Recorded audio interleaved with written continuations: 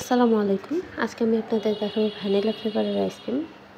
এটি আমি বাসায় বানিয়েছি, আপনারাও বাসায় বানাতে পারেন। আমার রেসিপিটি ফলো করে আপনারা বাসায় বানিয়ে খেয়ে জানাবেন এটি কেমন হয়েছে। এটি দোকানের নাকি বাসার কেউ বুঝতেই পারবে না। চলুন দেখা যাক আমি এটা কীভাবে বানিয়েছি। সেটা আমি একটি প্যানে 1 কাপ দুধ নিয়ে নিয়েছি আর হাফ কাপের একটু কম গুঁড়ো দুধ দিয়ে দিব। এটা মূলত দুধ দিয়েই করা যাবে, অনেক সময় লাগবে, তাই আমি এটিকে গুঁড়ো দুধ দিয়ে দিচ্ছি যেন তাড়াতাড়ি হয়। আমি ঘন একটা ক্রিমের মতো তৈরি করে নেব। এটা কিছুক্ষণ নেড়ে চেড়ে জাল করতে হবে যেন তলায় লেগে না যায়। একটু নেড়ে চেড়ে সময় নিয়ে জাল করে একটা ক্রিমি টেক্সচার নিয়ে আসবেন।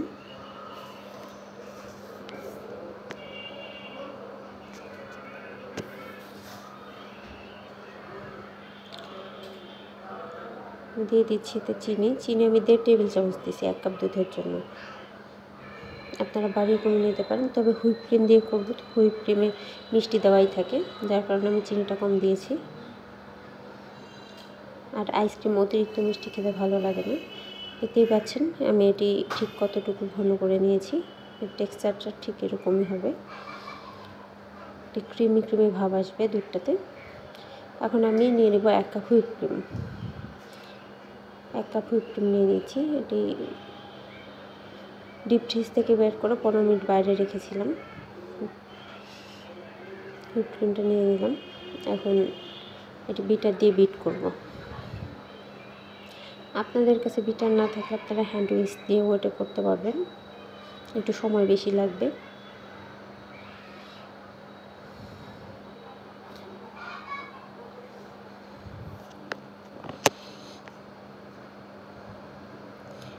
আর এটিতে দোকানের মতো পারফেক্ট আইসক্রিমের কালার আনার জন্য 1 ফোঁটা ইয়েলো ফুড কালারটা দিয়ে দিচ্ছি।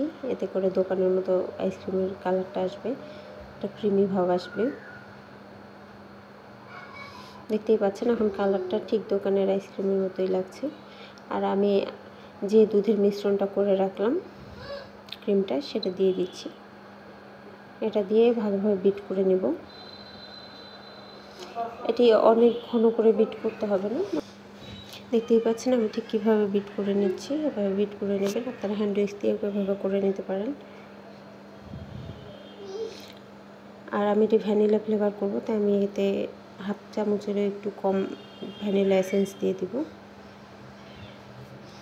4 চামচের হাফ চামচেরও কম ভ্যানিলা এসেন্স দিয়ে দেব। এখন একটু ভালোভাবে বিট করে মিশিয়ে নেব, তাহলেই আমার আইসক্রিমের ব্যাটারটা রেডি হয়ে গেল। এটি খুবই সহজ বানানো, আপনারা বাসায় বানিয়ে নিতে পারেন। কেউ ভালোভাবে বিট করে নেওয়ার পর এরকম টেক্সচার হয়েছে। আমি এখন একটা কেকের বক্সে এটি ঢেলে নেব। আমি যে পরিমাণ ব্যাটার করেছি এই সাইজের 2টো বক্সে ভর্তি করে আইসক্রিম তৈরি করা যাবে।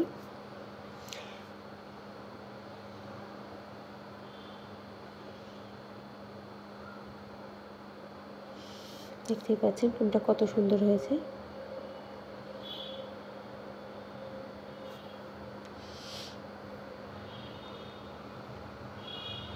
আর এটি খেতেও অসাধারণ। আপনারা বাসায় বানিয়ে অবশ্যই খাবেন আর দেখবেন এটি কতটা পারফেক্ট হয়। আমি এটা কি ফ্রিজে রাখবো, আর আমি এটা 5-6 ঘন্টা ফ্রিজে রাখার পর আরেকবার বিট করে নেব। 2বার বিট করে নিলে এটা অনেক ভালো হয়, একদম ক্রিমি হয়, দোকানের মতোই সফট আর ক্রিমি হয়। বোঝাই যায় না যেটা বাসার না দোকানেরটা না। আমি এটাকে ঢাকনা দিয়ে ঢেকে ফ্রিজে রেখে দেব। এটি 13 থেকে 14 ঘন্টা ফ্রিজে রাখার পর এই যে এরকম হয়েছে। আমি আপনাদের কেটে দেখাচ্ছি এটি ঠিক কতটা পারফেক্ট হয়েছে। দেখতেই পাচ্ছেন এটি কি সুন্দর এবং কতটা পারফেক্ট হয়েছে। আর এটি খেতেও অসাধারণ। আপনারা বাসায় বানিয়ে ট্রাই করবেন। এই রেসিপিতে যা কিছু আছে সম্পূর্ণ একইভাবে বাড়িয়ে কমিয়ে করতে পারবেন। আর আমি যে রেসিপিটা আপনাদের সঙ্গে শেয়ার করলাম এটি একেবারেই পারফেক্ট রেসিপি। কোনো কিছু বাড়ানো কমানোর প্রয়োজন হবে না এভাবে বানালে। দেখেন কি সুন্দর আইসক্রিমটি। এভাবে আপনারা চকলেট ফ্লেভার, অরেঞ্জ ফ্লেভার, যে কোনো ফ্লেভারের আইসক্রিমই তৈরি করে নিতে পারবেন। আর ভালো লাগলে অবশ্যই আমার চ্যানেলটিকে লাইক, কমেন্ট, সাবস্ক্রাইব করবেন। আর আমার নতুন ভিডিও পেতে অবশ্যই বেল আইকনটি অন করে রাখবেন।